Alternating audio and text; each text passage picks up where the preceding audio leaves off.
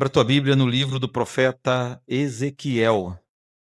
Esse domingo e outro domingo temos duas mensagens em Ezequiel para dividir com a igreja. Mas hoje estamos em Ezequiel capítulo 34. Eu vou ler apenas os dois primeiros versículos, mas vamos fazer uma exposição de todo o capítulo, tá bom? Então você mantém a sua Bíblia aberta. Diz assim a palavra do Senhor, Ezequiel 34, versículo 1 e 2. Veio a mim a palavra do Senhor dizendo: Filho do homem, profetiza contra os pastores de Israel. Profetiza e diz-lhes: assim diz o Senhor: ai dos pastores de Israel que se apacentam a si mesmos. Não apacentarão os pastores as ovelhas? Somente até aqui. Vamos falar com Deus. Pai querido, muito obrigado, porque mais uma vez aqui nessa manhã nós tivemos a chance de ler mais um trecho da tua palavra. Um pequeno texto, porém poderoso o suficiente para mudar nossas vidas. Mas agora nós pedimos, nós clamamos, ó Pai, pela iluminação do Espírito Santo, para que nós consigamos entender a tua vontade revelada nas sagradas Escrituras. Sem o auxílio do Espírito Santo nesse momento, nós passaremos em vão os próximos minutos aqui, Pai, mas que não seja assim. Mas que a tua igreja seja edificada, que o teu nome seja glorificado através da ação poderosa do Espírito Santo na exposição e no esclarecimento da tua palavra revelada, ó Deus. Em nome de Jesus que nós oramos. Amém e amém. O profeta Ezequiel exerceu o seu ministério profético no período que Israel estava cativo na Babilônia. Foi um profeta que foi levantado por Deus em terra estranha. Ezequiel estava nos primeiros grupos de pessoas que foram deportadas de Jerusalém para a Babilônia. E foi lá, no lugar mais difícil, no momento mais difícil de sua vida.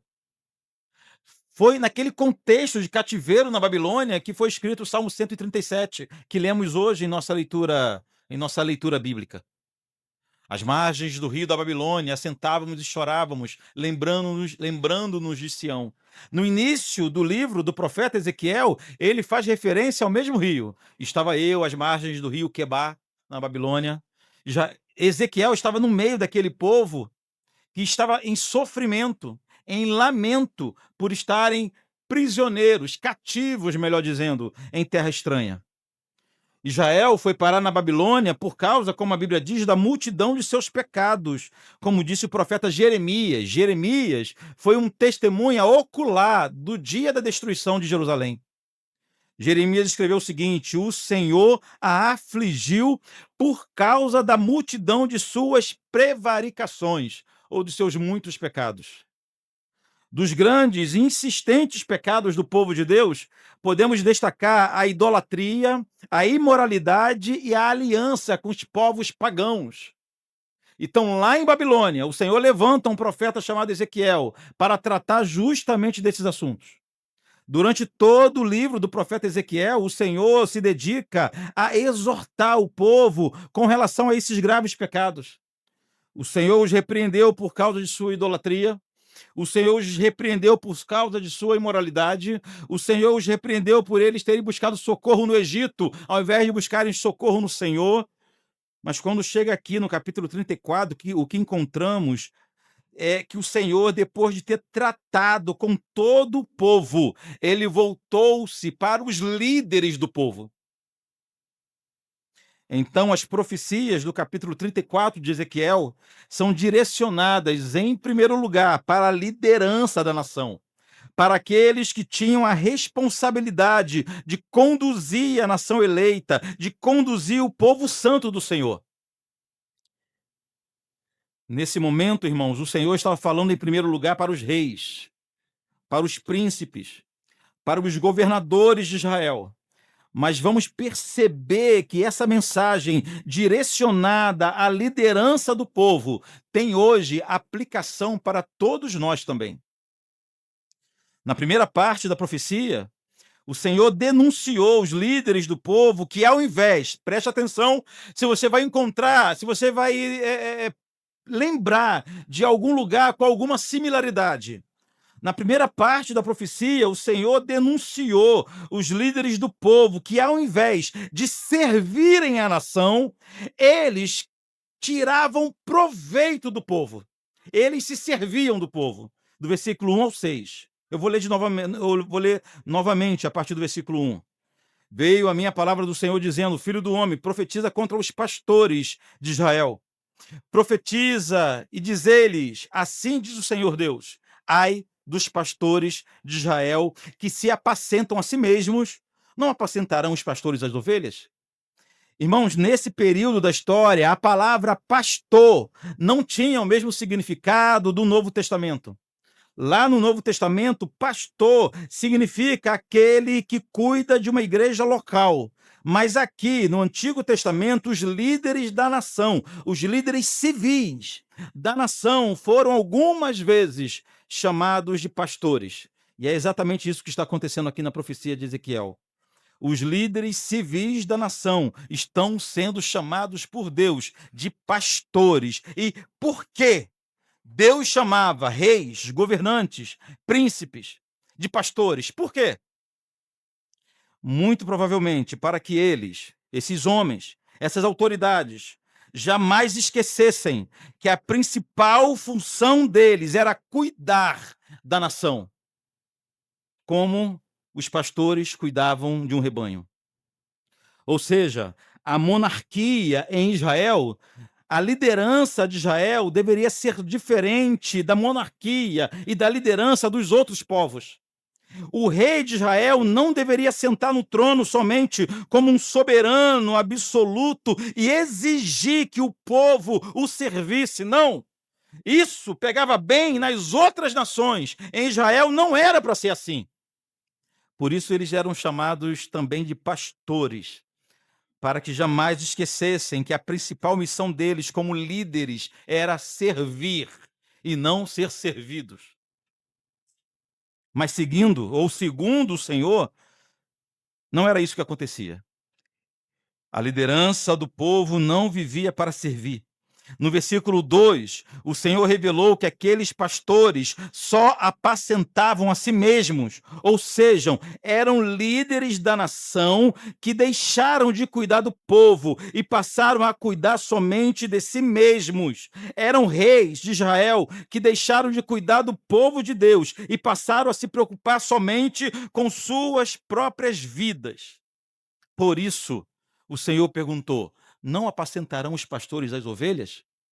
Ou seja, os líderes de Israel não foram colocados em sua função para servirem a nação? E essa é a pergunta de Deus, de um Deus indignado com o fato de ver o seu povo sem liderança ou com uma liderança corrompida. Mas o grande problema não era que os líderes estavam simplesmente exercendo mal sua função. Esse não era o grande problema. O problema era que eles tinham se corrompido de verdade e passaram a abusar dos poderes, usando o povo unicamente para benefício próprio. Por isso o Senhor diz no versículo 3 do texto que estamos lendo: comeis a gordura, vestivos da lã e degolais o cevado, mas não apacentais as ovelhas. Os homens que eram chamados de pastores justamente porque tinham a missão de cuidar, proteger e garantir que as necessidades do povo fossem supridas, estavam explorando o povo de Deus. Eles sugavam tudo que podiam arrancar do povo e não dava nada em troca. Uma outra versão da Bíblia, NVT, Nova Versão Transformadora, esclarece melhor esse versículo 3. Diz assim o texto: vocês bebem o leite, vestem-se com a lã e abatem os melhores animais, mas deixam seu rebanho passar fome. Olha só. Esse era o retrato da liderança do povo de Deus. O Senhor seguiu detalhando a forma leviana que os líderes abusavam do povo, versículo 4.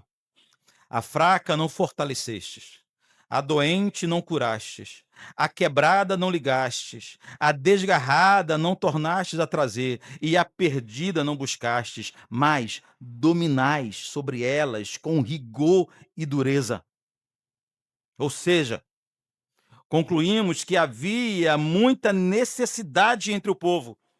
Havia enfermos, carentes, perdidos, uns com enfermidades físicas, outros com enfermidades na alma.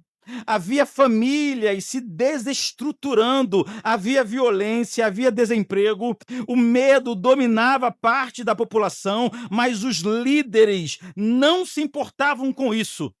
Segundo o Senhor, a única coisa que eles faziam era dominar com rigor e dureza. Dominar, eles sabiam muito bem. Dar ordens, eles sabiam muito bem. Eles só não sabiam servir.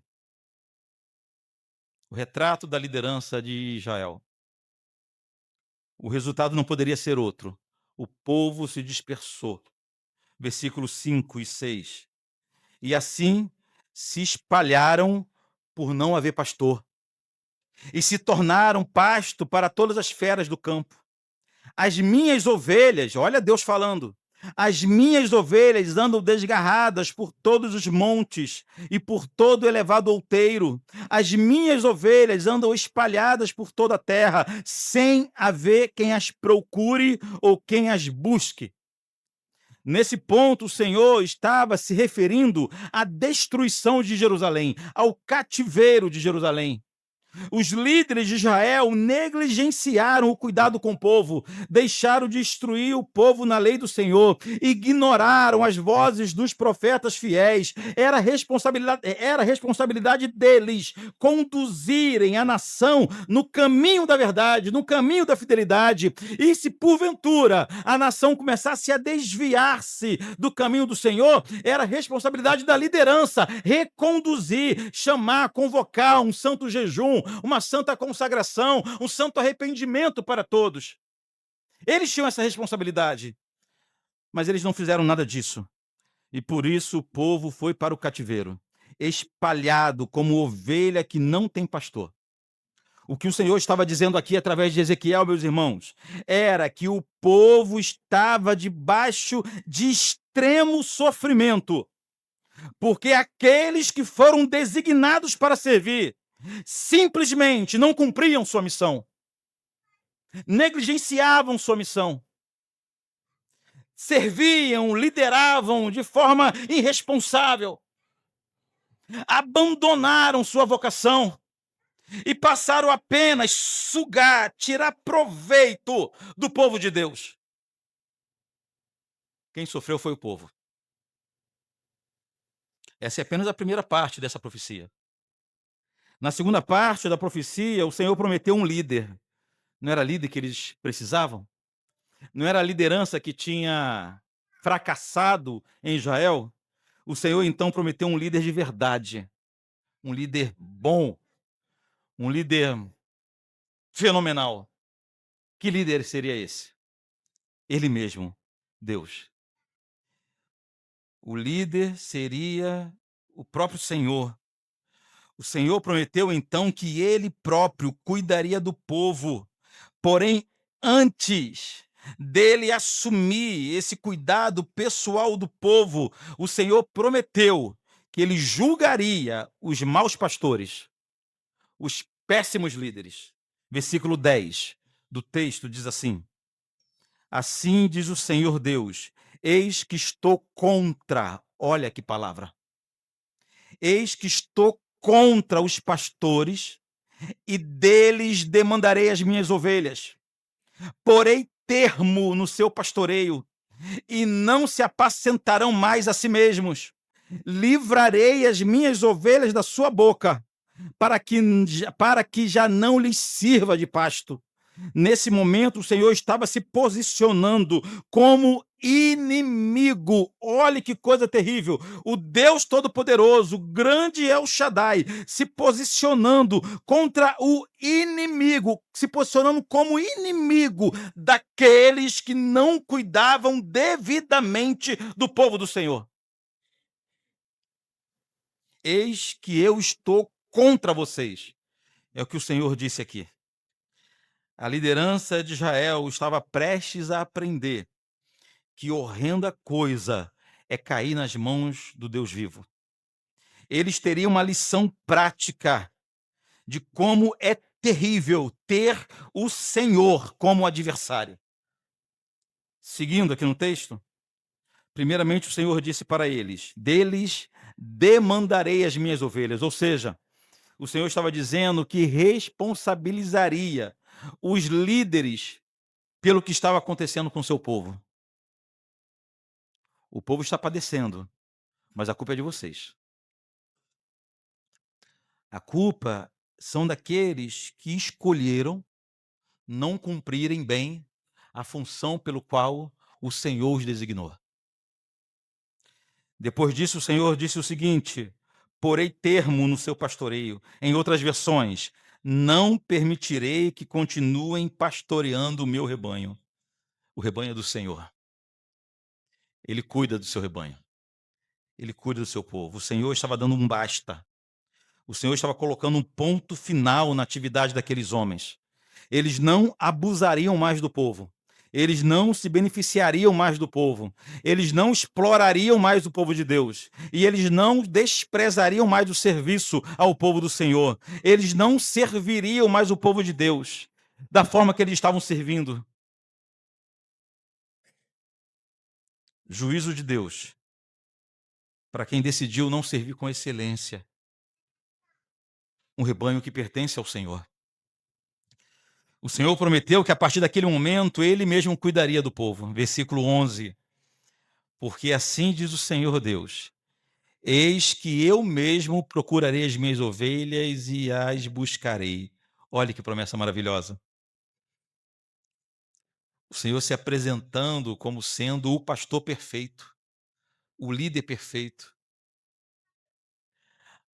Nós concluímos aqui já uma lição prática de que ovelha do Senhor não fica perdida. Se todos nós falharmos em nossa missão, o Senhor dá um jeito de alcançar suas ovelhas. Mas olha o versículo 12. Como o pastor busca o seu rebanho no dia em que encontra a ovelha dispersa, assim buscarei as minhas ovelhas. Livrá-las-ei de todos os lugares para onde foram espalhadas no dia de nuvem e de escuridão. Versículo 15. Eu mesmo apacentarei as minhas ovelhas e as farei repousar, diz o Senhor Deus. Precisamos lembrar que o povo estava no cativeiro, na Babilônia, muito distante de Israel, sem ter certeza se voltaria.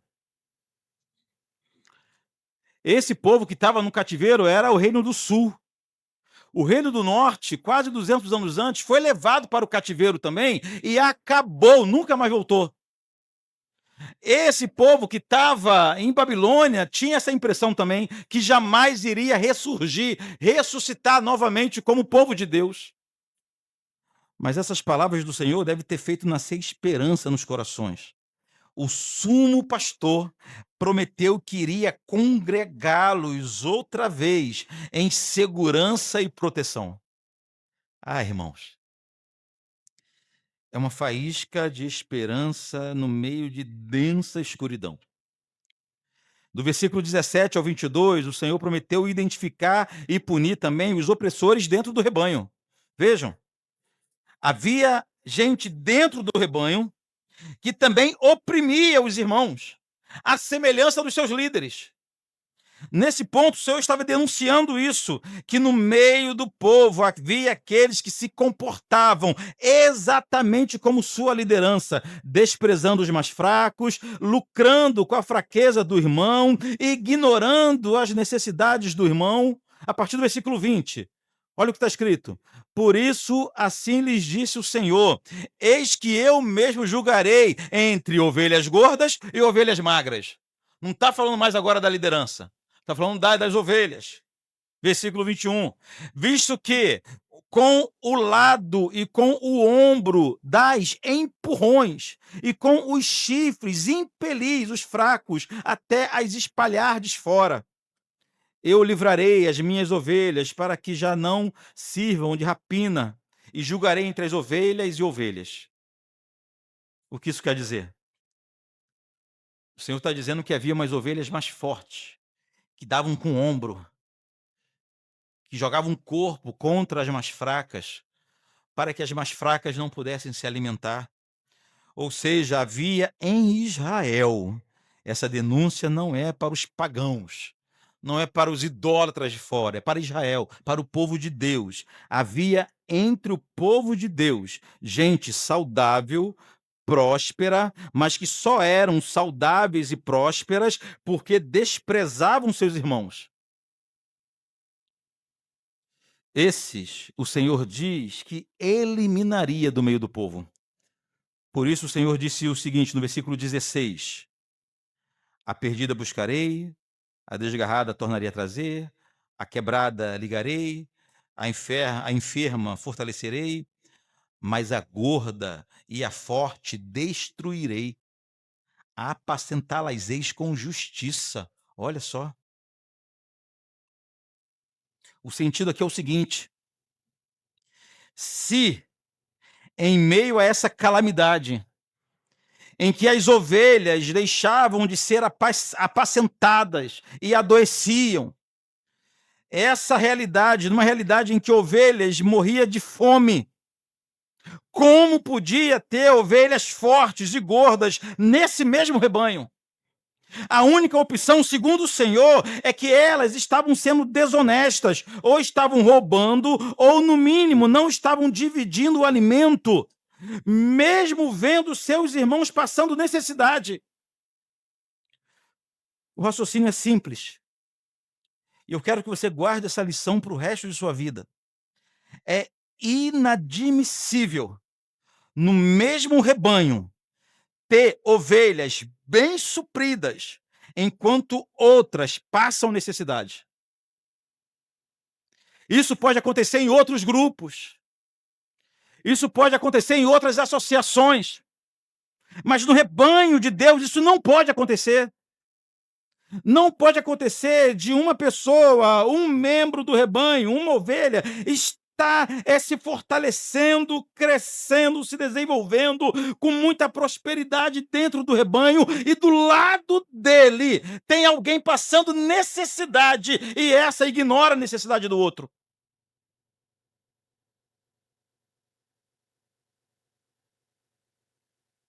O Senhor está indignado com isso. É prova de que não faltava alimento, não é verdade? Não faltava recurso. Mas como o próprio Deus disse, as mais fortes empurravam, dava de ombro nas mais fracas, para que as mais fracas ficassem sem alimento e se espalhassem, e servisse de rapina, e servisse de pasto para as feras selvagens.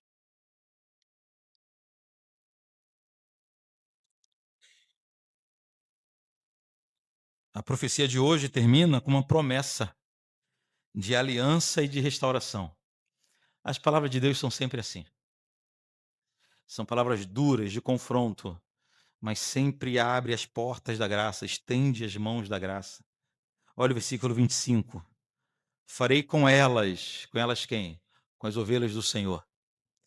Farei com elas aliança de paz, e acabarei com as bestas feras da terra. Seguras habitarão no deserto e dominarão nos bosques. Versículo 26. Delas e dos lugares ao redor do meu outeiro eu farei bênção. Farei descer a chuva a seu tempo. Serão chuvas de bênçãos. As árvores do campo darão o seu fruto e a terra dará a sua novidade. Estarão seguras na sua terra e saberão que eu sou o Senhor quando eu quebrar a vara do seu jugo e as livrar das mãos dos que as escravizam. Já não servirão de rapina aos gentios, e as feras da terra nunca mais as comerão, e habitarão seguramente, e ninguém haverá que as espante. Promessa de Deus.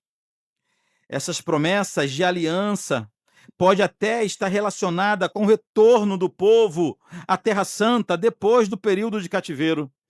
Mas não é somente isso.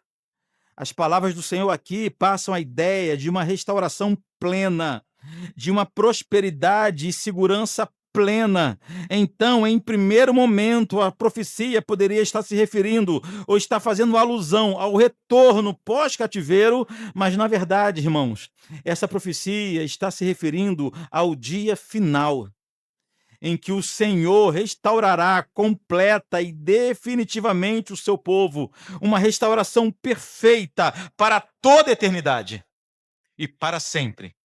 Seremos suas ovelhas e ele será o nosso pastor. No meio da calamidade do cativeiro, no pior momento de suas vidas, o Senhor os consolou contando o fim da história. Sabia que o fim da história é para o nosso consolo? Paulo, escrevendo aos Tessalonicenses, escreveu o seguinte: irmãos, não quero que vocês sejam ignorantes quanto os tempos que há de vir. E Paulo começa a explicar como se dará o fim do tempo, como o Senhor Jesus voltará e colocará termo a essa história. E no final, Paulo diz o seguinte: eu quero que vocês consolem uns aos outros com essas palavras. É o que o Senhor está fazendo através do profeta aqui, pegando um povo que estava no pior momento de suas vidas e aquecendo o coração, apontando para onde? Para o fim da história. O profeta não garante que daqui a 1 ano, 2 anos, 70 anos as coisas irão melhorar.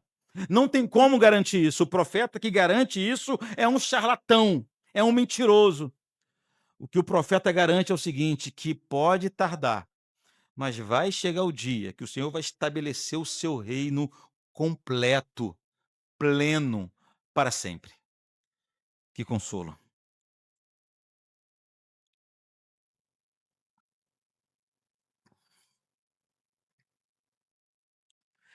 A grande lição do capítulo 34 de Ezequiel é que uma das formas do Senhor cuidar do seu povo é livrando-os de líderes maus e perversos.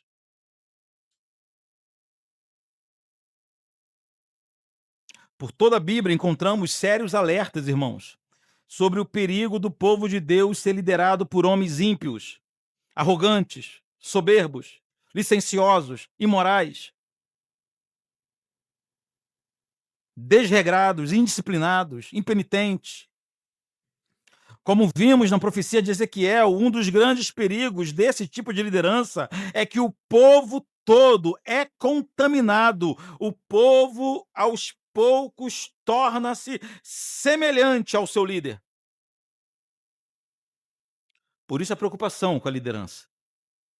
É recorrente na Bíblia a preocupação com o caráter do líder cristão, do servo cristão. Quando Moisés sentiu o peso da liderança, de liderar sozinho o povo, foi instruído a escolher homens que liderassem o povo junto com ele. Prestemos muita atenção no tipo de homem que deveria ser escolhido por Moisés. Eu vou ler para vocês Deuteronômio, capítulo 1, versículo 13. O Senhor falando para Moisés assim: escolham alguns homens respeitados de cada tribo, conhecidos por sua sabedoria e entendimento, e eu os designarei para serem seus líderes. Ou seja, não bastava os homens serem talentosos, não bastava os homens serem carismáticos, não bastava os homens serem populares, nem mesmo somente amorosos. Os homens para liderar Israel deveriam ser homens, em primeiro lugar, respeitados e conhecidos por sua sabedoria e entendimento, dada a seriedade da missão. Provérbios 29:2 diz que a saúde emocional do povo está intimamente ligada ao caráter do seu líder. Olha o que diz Provérbios 29:2 na NVT. Quando os justos governam, gente, falando aqui de justo, governar, está falando do povo de Deus. Quando os justos governam, o povo se alegra. Quando os perversos estão no poder, o povo geme. Olha como muda. O próprio Jesus nos alertou sobre os falsos mestres em Mateus 7,15. Olha o que Jesus falou: acautelai-vos dos falsos profetas, que se vos apresentam disfarçados de ovelhas, olha, mas por dentro são lobos roubadores. Irmãos, percebam que, segundo Jesus, os falsos mestres não têm cara de falsos mestres. Os falsos mestres têm cara de ovelha do Senhor, de florzinha de Jesus.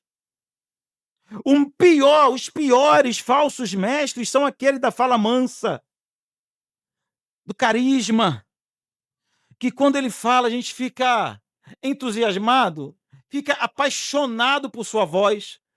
Tem homem que tem essa capacidade, tem gente que tem essa capacidade, né?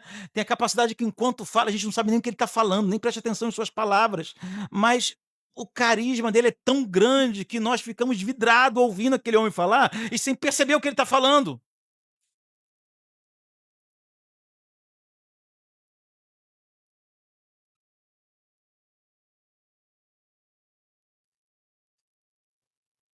Essa semana estourou na internet um pastor explicando que todo mundo pode ser salvo, mas nem todo mundo vai para o reino. Oxe, eu falei, então os testemunhos de Jeová estavam certos, né? Vai ter uma parada de divisão executiva aqui embaixo, primeira classe lá em cima. Ele explicou que a salvação é só pela graça e pela vontade de Deus. Então, ele deu os exemplos lá. Todos eles serão salvos. Só não vão reentrar no reino. Eles vão ser salvos aonde? No inferno. O camarada bonitão, com uma voz boa, bom de ouvir, boa pinta, um ambiente todo preparado, e ele toca num tema central da nossa fé, que é a salvação. Quantas pessoas vão engolir aquele engodo e vão passar a vida inteira acreditando que estão no caminho e não estão? Por quê? Porque, segundo Jesus, os falsos mestres não têm cara de falso mestre, não tem jeito de falso mestre. Ele parece uma ovelha do Senhor.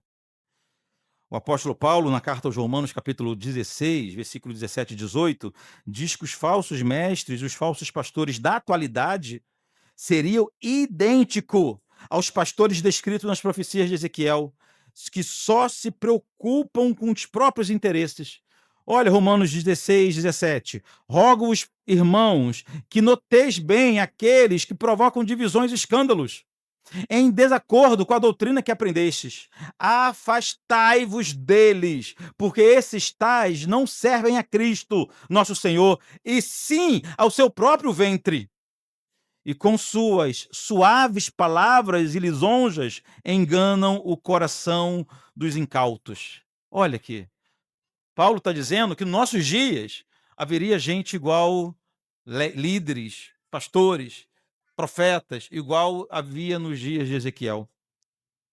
Olha o que disse Pedro em sua segunda carta, 2 Pedro 2, 1 e 2.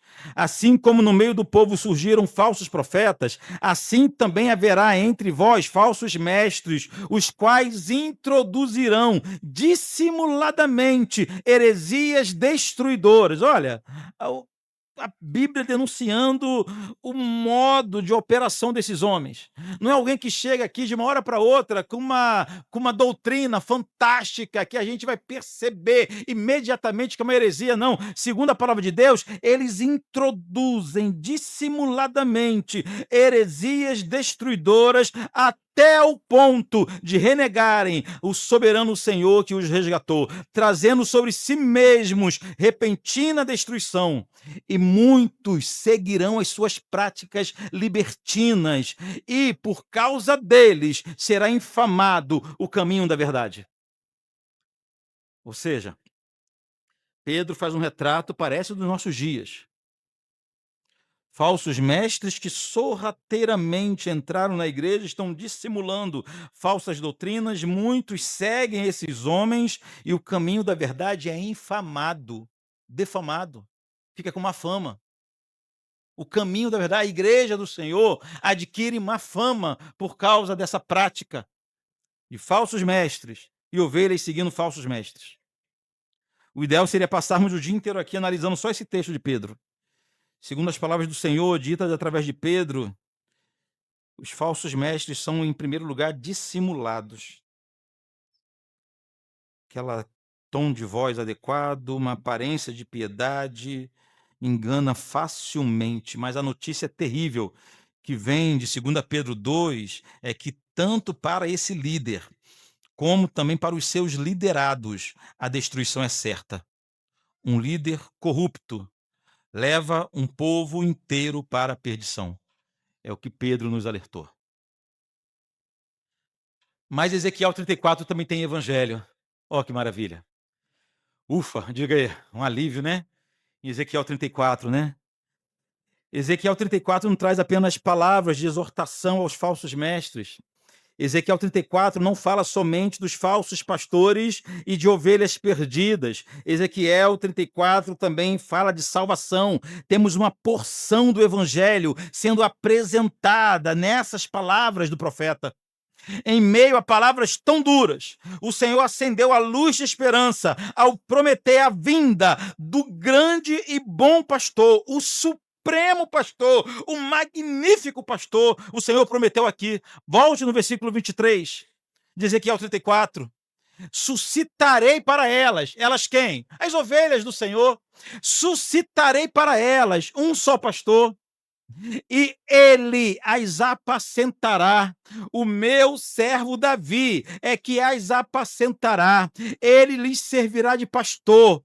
Eu, o Senhor, lhes serei por Deus. O meu servo Davi será príncipe no meio delas. Eu, o Senhor, o disse.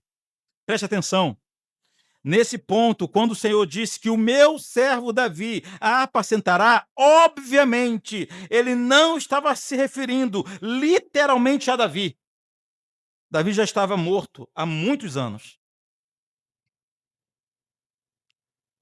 É claro, enxergando todo o contexto bíblico, que o Senhor estava se referindo a um descendente de Davi, a um filho de Davi. Ou seja, Deus estava prometendo que aquele povo que sofria no cativeiro, que vivia como ovelhas espalhadas, aquele povo receberia os cuidados de um supremo pastor, de um bom pastor, e esse bom pastor seria da linhagem de Davi, o maior rei da história de Israel. Hoje, a gente conhece toda a história.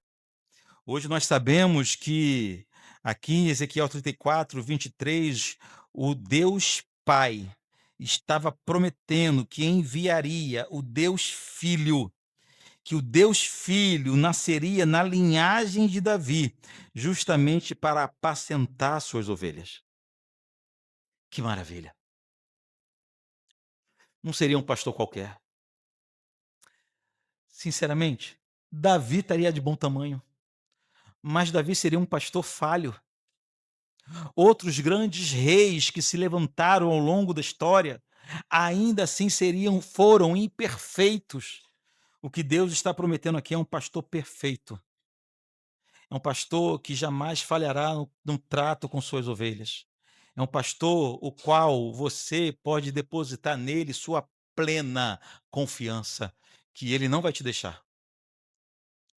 No Evangelho de João, agora eu quero que você abra comigo, no capítulo 10 do Evangelho de João, Jesus se apresentou, se identificou como sendo esse pastor prometido por Deus pela boca de Ezequiel. Evangelho de João, capítulo 10.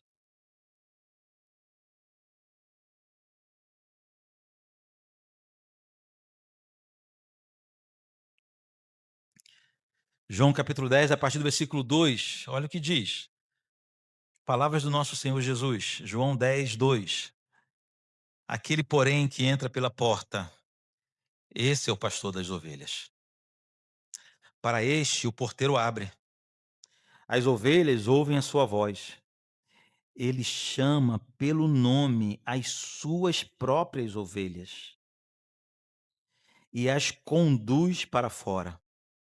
Depois de fazer sair todas as que lhe pertencem, todas que lhe pertencem, ele vai adiante delas e elas o seguem porque lhe reconhecem a voz. Olha que maravilha.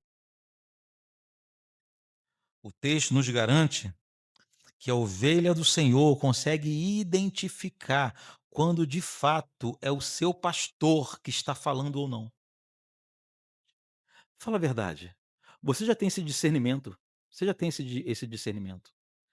Quando você escuta alguma coisa fora, estranho, você já liga um alerta, não é verdade?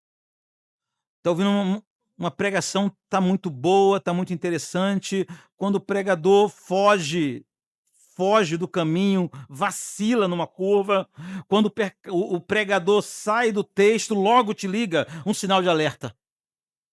Isso porque você é ovelha do Senhor e você já consegue perceber quando é Deus que está falando contigo, quando é o pastor que está tratando contigo, ou quando é um falso pastor falando contigo. Versículo 11, aqui de João 10. Eu sou o bom pastor. O bom pastor, olha que diferença dos pastores da época de Ezequiel. O bom pastor dá a vida pelas ovelhas. Enquanto os falsos pastores dos dias de Ezequiel e os falsos pastores da atualidade vivem no luxo, no glamour, o ministério pastoral de Jesus o levou para a cruz, não para o palácio. O que o Senhor Jesus, o nosso sumo pastor, ganhou em seu ministério pastoral não foi um carro de luxo, não foi uma casa na praia, não foi uma cobertura. O que o Senhor Jesus ganhou, o nosso sumo pastor, ganhou por seu ministério pastoral foi uma rude cruz. Foi uma morte terrível. O caminho para o matadouro, que quem deveria fazer eram as ovelhas, o pastor fez no lugar das ovelhas. O maior altar da história foi o Calvário, e no lugar de ovelhas, quem foi sacrificado foi o pastor. O bom pastor entregou-se no Calvário para que suas ovelhas pudessem viver. Como diz um hino antigo, ele morreu a nossa morte para vivermos a sua vida. Compara esse bom pastor com os pastores dos dias de Ezequiel, vamos ficar abismados. Compara esse bom pastor com a grande massa de pastores da atualidade, nós vamos ficar assustados. Irmãos, graças a Deus, nós temos Jesus como nosso pastor. Graças a Deus. Esse bom pastor é que nos assegura a salvação. Versículo 27, aqui de João 10. As minhas ovelhas ouvem a minha voz. Eu as conheço e elas me seguem. Eu lhes dou a vida eterna. Olha, jamais perecerão e ninguém as arrebatará da minha mão.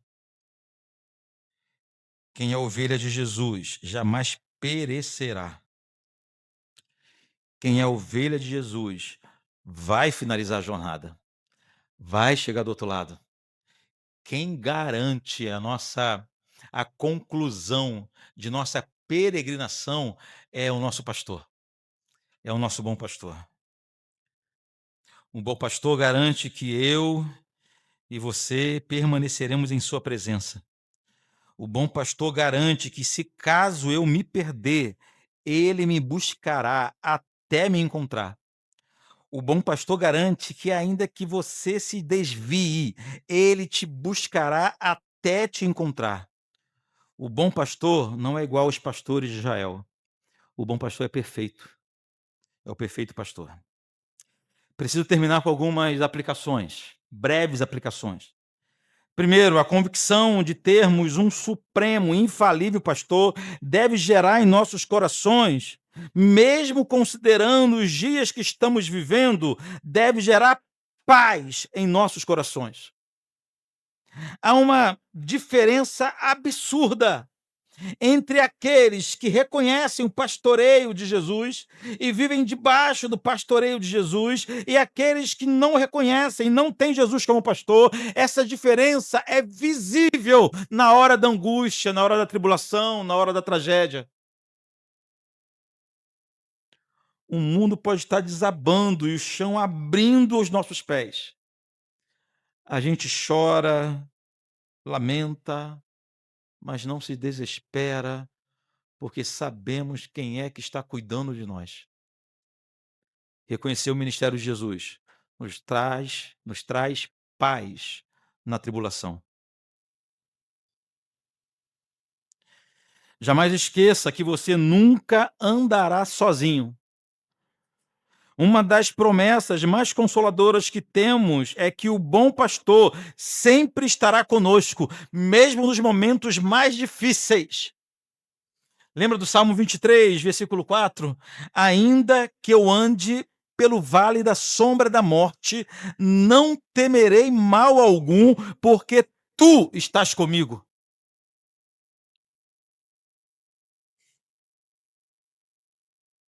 E por fim, a certeza de termos Jesus como pastor nos livra, preste atenção. Se você não vai salvar mais nada do que eu falei essa manhã, salve isso. A certeza de termos Jesus como pastor nos livra da dependência de outros relacionamentos. É muito bom termos pessoas ao nosso lado que cuida de nossas vidas, que trata de nossas vidas, companheiros e companheiras de caminhada, irmãos ao nosso lado. Mas elas são humanas, mais cedo ou mais tarde irão falhar contigo. Agora, Jesus é o amigo fiel das horas mais difíceis até o final da nossa caminhada e ele jamais falhará. Ele jamais falhará. Desenvolva esse relacionamento com Jesus. Não tenha a ideia de Jesus apenas como aquele Deus distante, inacessível, ou como aquele homem que foi muito bom e morreu porque pregou o amor. Não. Entenda Jesus como seu pastor. Trate com ele como seu pastor. Submeta-se a ele como seu pastor. E você terá todos os benefícios decorrentes do ministério pastoral de Jesus em sua vida. Que alegria. Vamos falar com Deus? Pessoal da música, por favor. Pai amado, nós queremos te agradecer por sua palavra aqui nessa manhã. Uma palavra que nos alerta, Senhor, em primeiro lugar, para que nós que servimos o seu povo, o façamos com extrema excelência, para a seriedade do nosso chamado e de nossa vocação. Uma palavra que nos alerta para a necessidade de cuidarmos uns dos outros e não prosperarmos, crescermos à medida que nossos irmãos passem necessidade. Mas essa palavra de hoje também nos alerta para a necessidade de vivermos debaixo do ministério pastoral de Jesus. Porque na hora da dor, na hora da angústia, na hora da tragédia, isso fará muita diferença em nossa vida. Não que nós não dependamos, ainda que usufruamos de bons relacionamentos. São bênçãos em nossa vida e por eles nós agradecemos, ó Pai. Mas que nós dependamos somente de Jesus. Que depositemos nossa confiança, esperança de felicidade somente em Jesus. Na certeza que Ele não falha conosco. Em nome de Jesus. Amém.